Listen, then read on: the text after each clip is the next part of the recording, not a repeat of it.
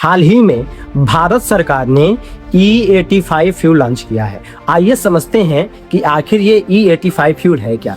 E85 का अर्थ है 85% ethanol और 15% पेट्रोल। इससे पहले भारत में जो फ्यूल मिलता था वो E20 था, मतलब उसमें 20% एथेनॉल होता था और 80% पेट्रोल होता था, जबकि E85 में 85% एथेनॉल होगा और 15% पेट्रोल की मात्रा होगी।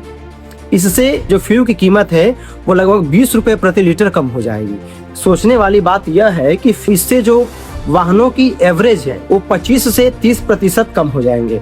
इसका अर्थ ये है कि फ्यूल के दाम में कमी तो होगी, किंतु गाड़ी की एवरेज कम होने के कारण पहले की तुलना में ज्यादा फ्यूल लगेगा।